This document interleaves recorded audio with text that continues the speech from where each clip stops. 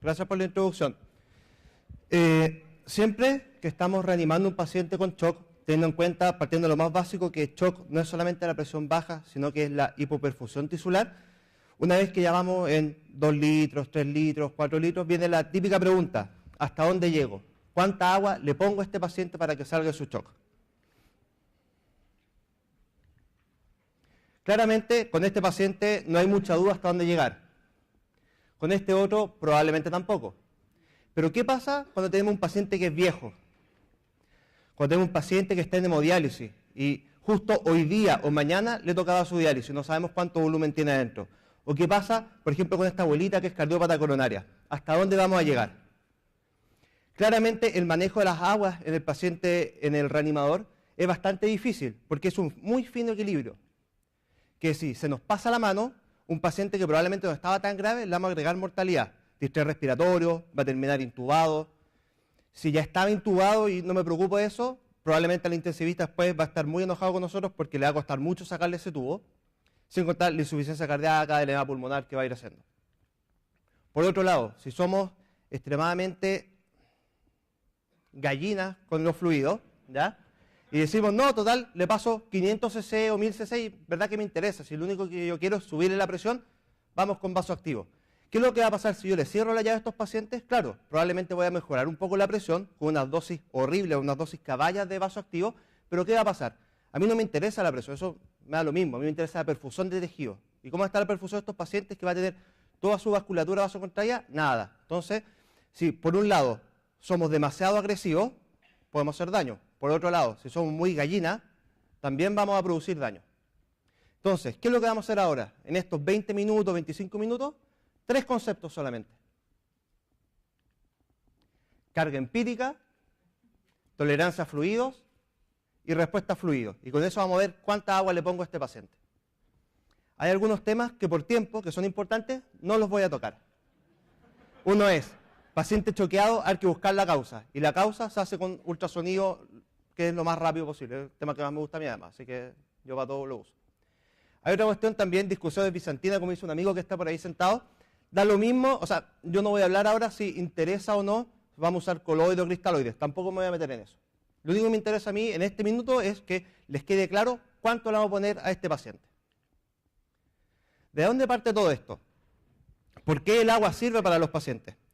Por un fenómeno, por una ley en verdad que se llama la ley de Frank-Starling, que dice que toda el agua, entre comillas agua, en verdad toda la precarga que tenga un corazón va a ser capaz de poder manejarla y eyectarla. Entonces, si nos fijamos en esta curva, tenemos la precarga, el volumen sistólico o gasto cardíaco, en verdad es lo que está eyectando el corazón, que es lo que nos interesa. A medida que vamos aumentando la precarga, va a ir aumentando el gasto cardíaco. Si se fijan así. Ahora, ¿esto por qué se produce? Porque a medida que vamos aumentando el gasto cardíaco, a medida que vamos aumentando la precarga, los sarcómeros del corazón se van estirando y tienen la capacidad de poder llegar a un estiramiento óptimo, de tal manera que al contraerse después va a poder eyectar una mayor cantidad de sangre. Pero ese estiramiento tiene un límite. Y una vez que llega a ese límite, no avanza más y el gasto cardíaco no va a aumentar más pese a que le pasemos más agua. Entonces, bajo ese punto de vista, tenemos lo siguiente. Esta curva que tiene inicialmente una pendiente bastante agresiva, después esto para y empieza a ser ya más plano. Entonces, tenemos un área verde que es dependiente de la precarga, o sea, poco aumento de la precarga que le doy. O sea, si le doy un poco de agua, el gasto cardíaco va a subir bastante. En consideración de la parte ya más estable, donde aunque yo le dé 2, 3, 4, 5 litros, el gasto cardíaco no va a aumentar. Otro concepto que también es bien importante para lo que les voy a mencionar más adelante, es que este es un corazón normal, la curva A. La curva B es un corazón con insuficiencia cardíaca, o sea, su contracción es mala. Si nos fijamos bien acá, a medida que voy aumentando la precarga, por ejemplo, si subo de aquí a acá, ¿ya? El gasto cardíaco del corazón decente va a aumentar bastante, pero el gasto cardíaco de un corazón que está enfermo va a aumentar muy poco.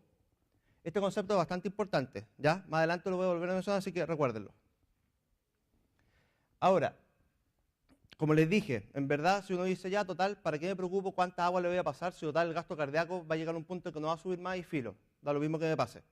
¿Qué pasa con esto? Que a medida que voy aumentando la precarga, también va aumentando la presión de capilar pulmonar y va aumentando el agua extravascular pulmonar, que al final es la congestión del pulmón. Entonces, la gracia de nosotros es poder mantenernos en esta área, un fino equilibrio, donde la cantidad de agua que di va a llevar al máximo el gasto cardíaco, pero no va a producir daño. Y finalmente, de eso es lo que trata toda la charla. Entonces, para saber nuestro paciente en cuál de esta parte está, hay muchas técnicas muy controversiales, es un gran tema en intensivo. A nosotros nos toca también muchas veces porque generalmente todos estos pacientes partimos viéndolo nosotros y en verdad podríamos decir que es como una de las áreas del oscurantismo de la medicina. Ahora, ¿qué hacemos con nuestro paciente que está choqueado? Lo primero que tenemos que hacer y hay que recordar, y hay gente que no lo hace nunca, es una prueba de fluido, que finalmente todas las mediciones o todas las decisiones que va a tomar si el paciente va a necesitar más fluido o no, vienen de este principio, que es 4 pilares. Tengo que elegir qué tipo de fluido voy a usar, cristaloides, coloides, sangre, da lo mismo el caso. La tasa de infusión, esto es lo más importante de todo, ¿ya? La tasa de infusión, yo no me refiero a que, por ejemplo, si tengo un paciente con presión de límite o que se ve mal perfundido, le voy a dejar, por ejemplo, Voluben 600 o 300 ml hora por infusión continua. Esa es la indicación. O suero fisiológico 1000 cc cada 8 horas. O, por ejemplo, suero fisiológico 100 cc hora. Esa no es la indicación. La tasa de infusión es una cantidad determinada por mí de volumen en un tiempo que yo también determino, ¿ya? Por ejemplo, muchas veces son entre 250 y 500 cc en 15 minutos, por ejemplo. Pero eso yo lo determino, en verdad, ¿ya? Después de eso viene, ¿por qué yo le estoy dando volumen al paciente? ¿Ya? No le estoy dando volumen porque sí nomás, sino que yo voy a buscar una meta. Y esa meta es muy, muy variable. Puede ser, por ejemplo, si estoy en un lugar, por ejemplo, prehospitalario, o en un lugar donde no tengo ningún recurso, puede ser perfectamente que suba la presión, que mejore el débito urinario, que, por ejemplo, mejore el estado mental del paciente, como estaba antes, que mejore el llene capilar, puede ir un poquito más avanzado, que empiece a haber un clearance de lactato, que mejore la saturación venosa central, que mejore el gasto cardíaco por algún tipo de medición que puedo hacer de eso. Y finalmente, y lo más importante para nosotros es hasta cuándo voy a llegar. Y hasta cuándo voy a llegar es el límite de seguridad de nuestra prueba de volumen, que puede ser cómo quedó la PVC, si es que el gasto cardíaco bajó, o sea, si el gasto cardíaco tuvo un cambio importante o no, si es que tiene agua en los pulmones, si es que el paciente se está empezando a ir hacia abajo ya, ¿me entienden? Así que eso. Si, por ejemplo, tomamos de donde están la mayoría de estudios de carga de volumen de la guía de sobreviviendo a la sepsis, ¿qué es lo que nos dice, por ejemplo, su bundle de reanimación? Que administremos 30 ml por kilo de cristaloides para pacientes que estén hipotensos con un láctico elevado. ¿Qué nos dice ahí al tiro?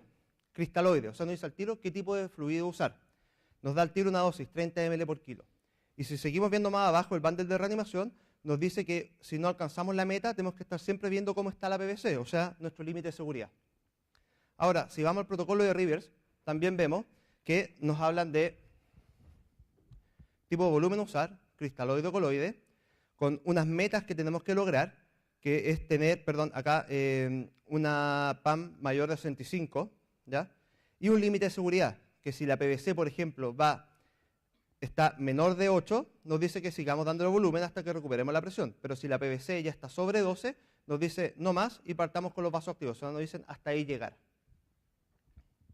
Ahora un poquito sobre usar la PVC para determinar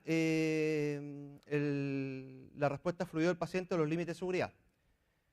Si nos fijamos, aunque nosotros muchas veces usamos centrales, es un procedimiento que no es inocuo, ¿ya?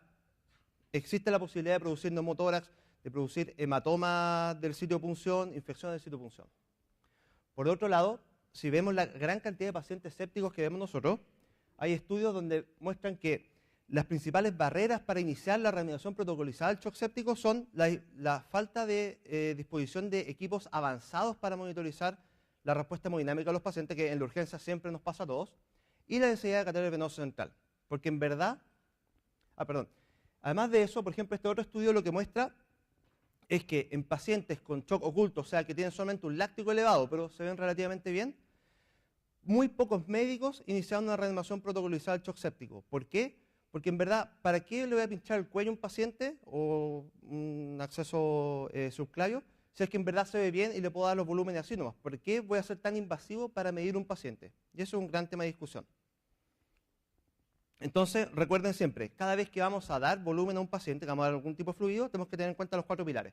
Tipo de fluido, la tasa de infusión, la meta a buscar y el límite de seguridad. Ahora, ¿qué es lo que vamos a hacer en términos prácticos? ¿Qué vamos a hacer si soy un médico recién egresado o que no tengo mucha experiencia para guiar mis fluidos por clínica o para poner, por ejemplo, un central para medir PVC, que es lo que me dice la mayoría de las guías de reanimación? ¿Qué pasa si no tengo plata para tener un central para ponerle un paciente? ¿Qué pasa si mi centro no es una UCI, donde tengo todos los tipos de monitores disponibles, invasivos, no invasivos, si el paciente está en ventilación mecánica o no? ¿Qué pasa si, por ejemplo, estoy de turno en el sótero, lugar donde trabajo, y tengo la escoba controlada, como en este caso, donde hay un solo médico de turno, está la enfermera y el reanimador, y de estas 5 camillas están todos los pacientes intubados y tengo a 2 auxiliares ambuceando a pacientes? ¿Qué pasa ahí si me llega otro paciente que tengo que reanimar? ¿Voy a ponerle un central y voy a dejar a los otros pacientes botados? ¿O qué pasa, por ejemplo, en un caos ya descontrolado, donde tenía ahí tranquilamente mi paciente con sepsis severa que estaba tratando de reanimarlo y queda la escoba? ¿Cómo puedo manejar todas estas cosas? Y para eso tenemos los 3 conceptos, que es lo que les estoy mencionando. La carga empírica, la tolerancia a fluido y la respuesta a fluido.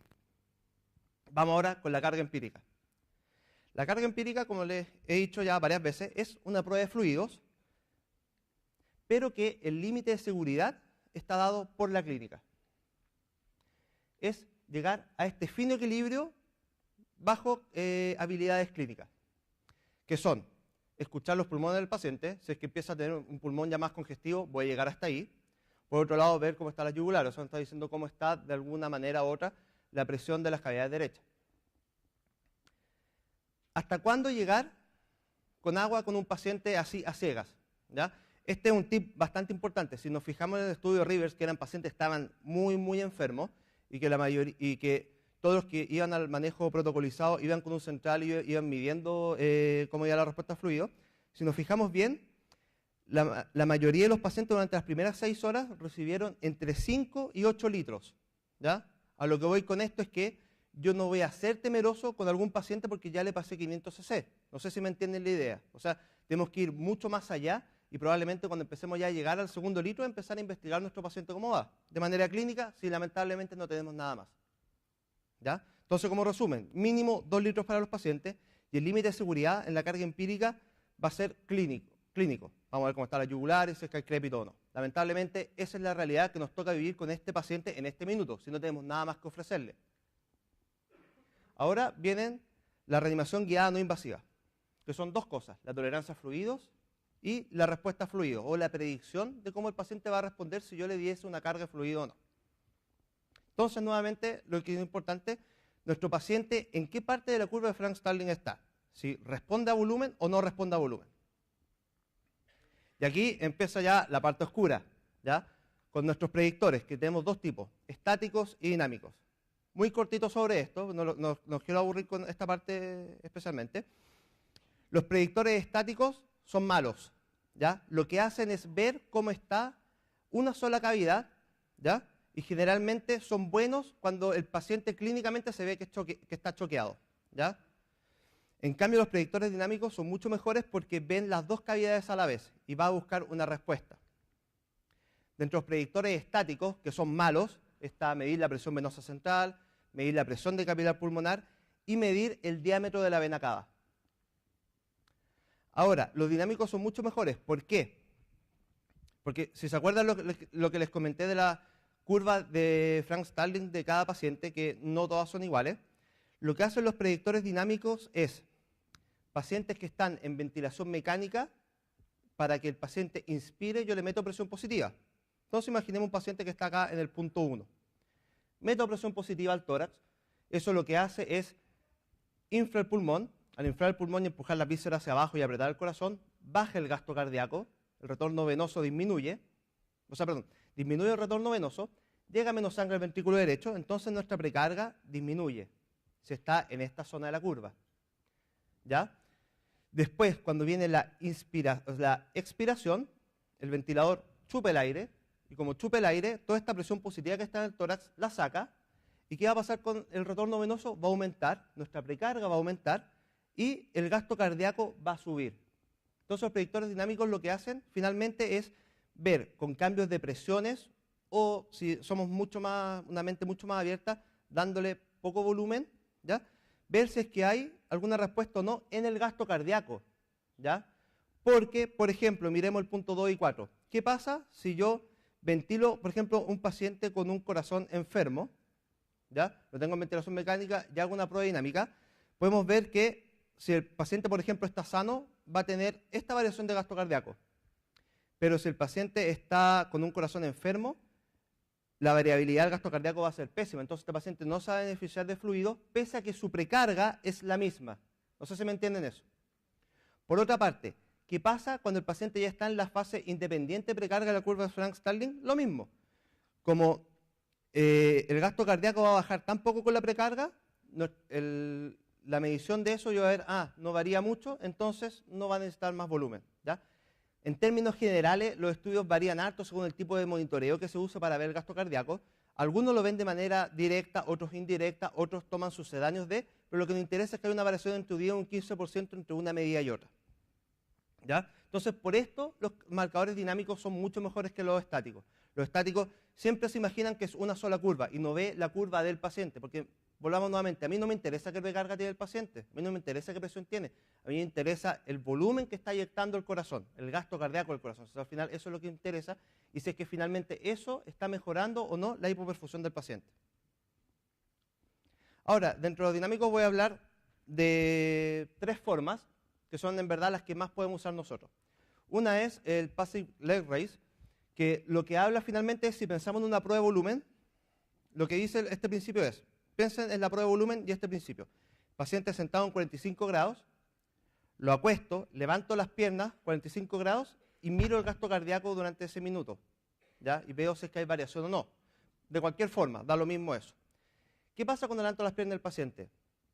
Hay un volumen de sangre, que son más o menos como unos 300 cc, o sea, ya tengo mi tasa de infusión, tengo también el volumen que voy a usar, va a volver hacia el corazón y va a aumentar la precarga y vamos a ver ahí qué es lo que pasa o no. O sea, ahí tenemos, por ejemplo, una prueba de volumen levantando las piernas. La gracia de esto es que está probado para pacientes en ventilación espontánea, que son muchos los pacientes que vemos nosotros inicialmente, y la desventaja sí que tiene para nosotros en la urgencia es que, a no ser que dispongamos de un sistema que esté midiendo el gasto cardíaco de manera continua, o sea, algún procedimiento mínimamente invasivo o invasivo de frentón, no nos va a servir mucho, porque lo que tenemos que hacer es levantar las piernas un minuto mientras otra persona está viendo cómo cambia el gasto cardíaco o no. Imagínense ese reanimador lleno y pidiéndole a algún técnico, algún enfermero, algún interno, oye, levanta las piernas al paciente un minuto mientras está la escoba alrededor. O sea, en verdad, para nosotros no. Y este es el que más me gusta a mí, ¿ya? Pero sin limón y sin sal, pues así, machito. Lo que es importante de esto es la mini prueba de volumen, ¿ya? O sea, por ejemplo, imagínense que lo que generalmente hacemos a un paciente es que le damos la botella completa de copete, que se la tome de una y vemos qué pasa, ¿ya? Lo que dice esto aquí, vamos de a poquitos, ¿ya? Son pequeñas pruebas de volumen. Estaba hablando, los estudios están hechos con coloides 300 cc, pero da lo mismo lo que vamos a usar. Lo importante es que tienen que ser volúmenes más restringidos, probablemente 250 cc, y ahí ir midiendo, sin tener la necesidad de adelantar las piernas, ¿no? ¿Qué es lo que pasa con el gasto cardíaco? Eso encuentro que es lo mejor, ¿ya? No molestamos a más personas, nada, sino que tiramos un bolo y vamos observando qué es lo que pasa con el gasto cardíaco. Gasto cardíaco que en verdad es difícil medir de manera no invasiva. Y finalmente, el que les voy a mencionar es la variación de la vena cava inferior con la respiración, ¿ya? Para muchos de nosotros que lo utilizamos, podemos pensar que es un buen predictor, ¿ya? Lo que hace esto es ver cómo varía la vena cava mediante ultrasonido con la respiración bajo el mismo principio de la ventilación mecánica que les conté, pero al revés, ¿ya? En espontáneo, lo que pasa es que cuando yo inspiro, abro mi tórax y al abrir el tórax produzco presión negativa y eso hace que aumente el retorno venoso y la vena cava se aprieta. Una vez que expiro, produzco presión positiva, la sangre se devuelve o en verdad le cuesta más llegar al corazón y la vena cava se dilata y vemos esta variación, ¿ya? Esto está probado en ventilación mecánica invasiva, ¿ya? Que ve la mecánica al revés, no ve cuánto se aprieta, ve cuánto se dilata y funciona, ¿ya? Aquí, por ejemplo, hay un video, no sé si las luces ayudan mucho, pero en las pantallas del lado se ve mucho mejor. Vemos aquí la vena cava, acá está el corazón, acá está el hígado. Vemos cómo con cada respiración del paciente se aprieta. Si usamos otra técnica que se llama modo M, podemos ver cómo con la inspiración del paciente esto va cambiando. Entonces, por ejemplo, este es un paciente que probablemente no está lleno de agua. Ahora, si vemos, por ejemplo, este es un estudio de Marik, que es como el médico que más se dedica a esto, a ver cuáles son buenos, cuáles son malos los predictores. El mejor de todos es la presión de la variación, o sea, el delta PP, ¿ya? La variación de la presión de pulso, que lo que básicamente es ver cómo con presión positiva, ¿ya? Varía el pulso y con eso ves si el paciente requiere volumen o no, ¿ya? Es súper bueno y todo, pero los pacientes no tienen que tener arritmia, tienen que estar ventilados, ¿ya? Tienen que estar con un ventilador mecánico y no puede haber ninguna interacción entre el paciente y el ventilador, o sea, tiene que estar profundamente sedado. En la urgencia, inicialmente, a nosotros nos costaría mucho usar eso, en verdad, bajo ese punto de vista, es súper bueno, pero para intensivo, no tanto para nosotros. Y si vemos la vieja y conocida presión venosa central, es la peor de todas. Tiene un área bajo la curva de curva ROC de un 0,55, o sea, es como tirar una moneda, ¿ya? Por lo que le explicaba, no ve en qué parte, o sea, en qué tipo de curva está el paciente. Entonces, con respecto a la variabilidad de la vena cava inferior, es súper buen predictor de respuesta a volumen en pacientes en ventilación mecánica invasiva. Es mal predictor en pacientes con ventilación espontánea, porque el problema es que si la vena cava colapsa, lo más probable es que el paciente sí va a requerir volumen, pero si la vena cava no colapsa o colapsa poco, perfectamente puede ser por alguna otra causa que esté dilatado, o sea, que esté dilatada, por ejemplo, que sea un paciente asmático, que tenga un TEP, ¿ya? Que tenga hipertensión pulmonar, o que sencillamente el corazón del paciente no es tan bueno y probablemente siempre está así, igual puede que responda a una prueba de volumen, igual puede que responda a una prueba de volumen, ¿ya? Hay estudios, por lo menos el último que salió, vio que es la curva que les estoy mostrando acá, vio que tiene una sensibilidad como un 70% cuando se usa un punto de corte de una variación entre inspiración y expiración sobre un 40%. Si nos fijamos con pacientes en ventilación invasiva, esa variación tiene que ser mucho menor, de un 18%. Lo que sí es bueno es que indica la volemia del paciente. Hay muchos estudios donde, por ejemplo, pacientes que se dializan veían la vena cava antes de la diálisis y después de la diálisis, veían que después que le sacaban alto volumen, la vena cava se achicaba. Y también tiene una buena relación con la PVC, pero la PVC es mala. Entonces, es verdad eso. En todo caso, esto es una de las mejores herramientas que tenemos nosotros. Es mala, pero es lo que tenemos y hay que aceptarlo. Y ese es uno de los puntos clave de esta presentación. Entonces, ¿qué va a pasar cuando, por ejemplo, llega mi paciente y yo no me atrevo tal vez a tirarle el agua de una y lo voy a examinar con ultrasonido? Si tiene esta vena cava, lo que hay que hacer es seguir dándole agua hasta que lleguemos a este punto, a que la vena cava ya no tenga ninguna variabilidad. Y eso es lo que podemos hacer y para eso solamente sirve. Si nuestro paciente inicialmente está en este punto, no podemos saber qué hacer. Entonces ahora, habiendo explicado eso, volvamos a la carga empírica. Si se acuerdan, teníamos que llegar a este punto de equilibrio y lo veíamos de dos formas, como estaban las presiones de cavidades derechas y cuánta agua había en el pulmón. Tolerancia a fluido es un concepto bastante novedoso y que lo que nos habla es hacer esto mismo, pero con ultrasonido, ¿ya? Claramente voy a poder detectar al paciente que tenga un aumento de su presión de cavidades derechas o que su pulmón empiece a congestionarse mucho más rápido con ultrasonido que en clínica, ¿ya? ¿Y cómo vamos a hacer esto? La parte de ver cómo están las cavidades derechas lo vemos con la variabilidad de la vena cava, solamente por ojo, no hay para qué hacer mediciones. Y la parte del pulmón lo vemos con, este es un protocolo que hizo un médico apellido Lichtenstein, que fue el que acuñó este término de la tolerancia a fluido o del límite de a fluido, o cómo hacer con ultrasonido que nuestra carga tenga un límite más claro, ¿ya? Y este es un protocolo que se llama FOLS, que es la administración de fluidos limitada por ultrasonido del pulmón. Rapidito, porque en verdad esto es para la gente que tiene más familiaridad con el ultrasonido, porque si no se me va a acabar el tiempo.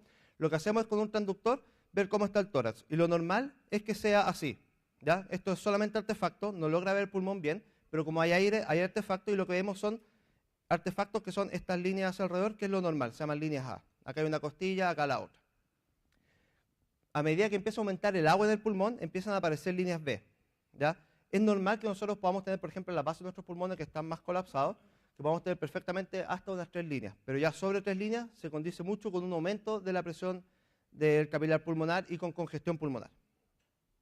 Entonces, en términos prácticos, tenemos nuestro paciente, le estamos dando agua, y si vemos el video superior, la pantalla del lado yo creo que se ve mejor, no se ven estas líneas B, que son unas líneas que van de arriba de la pleura justo hasta el final de la pantalla. Entonces a este paciente le partimos una carga de volumen, y después de un rato lo fuimos a volver a controlar y ya tenía líneas B. Entonces ahí paramos la difusión de volumen, que es lo mismo finalmente que escuchar el pulmón, pero mucho más sensitivo. Entonces, la tolerancia a fluido es dos cosas. Ver si la vena está colapsable, le damos fluido, ¿ya? Y nuestro límite va a ser el mismo que el anterior por clínica, pero usando ultrasonido. Vamos a ver la presencia de líneas B, que nos va a decir que nuestro pulmón ya se está congestionando. Acuérdense, más de 3 es ya anormal. Y ver que no haya variabilidad en la vena cava inferior.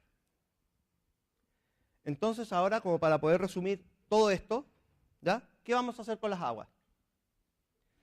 Si llega un paciente que nosotros nos sentimos seguros que va a aguantar harto volumen, por ejemplo, alguien que no sea cardiópata, que no tenga cardiopatía, que no sea cardiópata, o por ejemplo un paciente joven con un shock séptico, vamos a decir ya, a perro con este paciente, démosle la carga de volumen y vamos, 2 litros, 4 litros, probablemente en el cuarto litro vamos a empezar a ver cómo está, ¿ya? De ahí viene, si dispongo de ultrasonido, vemos el límite por ultrasonido, que es la tolerancia a fluido. Si no dispongo de eso, por favor, no seamos amarrete con el volumen y pasémosle 2 litros y después vasoactivo, porque eso le va a producir más daño al paciente que beneficio. Entonces, veamos clínicamente cómo está y hasta que no estemos más o menos seguros que el paciente ya no aguanta más agua, paremos, ¿ya? Generalmente con 4 litros ya no va a ser tan dañino. Ahora, si el paciente de entrada no califica para esto, damos la tolerancia a fluido. Entonces, como les contaba, partimos con la vena cava inferior, si colapsa o no colapsa. Si la vena cava inferior colapsa, el escenario más fácil, partimos con fluido. ¿Hasta cuándo? Hasta que cumplamos el límite de seguridad, que era ver que la vena cava inferior no colapse o que el pulmón se congestione, las líneas B con ultrasonido. Por otro lado, si la vena cava colapsa, ahí tenemos que ver hasta dónde quiere llegar cada uno y podemos ver en el pulmón si es que tiene o no líneas B, ¿ya? Si hay más de 3 líneas B, estamos sonados y vamos a tener que hacer una respuesta a fluidos. Si es que no las tiene, le damos fluido hasta que el pulmón empiece a tener líneas B, ¿ya? Aquí también es un poquito engorroso porque perfectamente el paciente por el solo hecho de ser séptico puede tener un poquito de permeabilidad capilar en los pulmones y va a haber un poco de líneas B. Entonces ahí es como un... Finalmente el ultrasonido no es una receta, o sea, no es como... Cuando nosotros usamos ultrasonido somos médicos, no somos alguien que ve la imagen y nada más, vemos el contexto clínico y el paciente. Entonces, para nosotros es más fácil tomar estas decisiones de repente y no ser tan estrictos. Entonces, si finalmente el escenario del peor de todo y nos obliga a ir a la respuesta de fluidos, tenemos que hacerla. Y para eso tenemos que medir el gasto cardíaco de alguna manera, ¿ya? Se me está acabando el tiempo. Y una de las formas que lo podemos hacer es con ultrasonido, pero eso en verdad hay que explicarlo para harto rato. Y por eso a todos los que tengan ultrasonido en su servicio de urgencia o les interese el tema, están todos invitados al curso que estamos organizando ahora en noviembre. Entonces, para finalizar y dejar bien claro todo, imaginémonos que nuestro paciente es un cerro de algún tipo de tamaño que vayamos a subir. Si vemos que este cerro que vamos a subir es fácil, ¿para qué voy a gastar personal, recursos, riesgo y beneficio entre medidas de monitoreo? Si veo que es fácil esto y que va a ir bien, carga empírica. O sea, voy caminando con lo que sea, como un trekking. Si veo que esto va a ser un poco más difícil, tolerancia a fluido. Si ya veo que esto va a ser imposible, que va a ser algo bien complicado, voy a tener que ir con todo y voy a tener que ir a predecir la respuesta a fluidos. Eso sería. Idealmente tengo turno de 10 de la noche. Si el turno no me destruye, probablemente mañana suba a mi página la clase para que la puedan ver con más calma, ¿ya? Así que muchas gracias.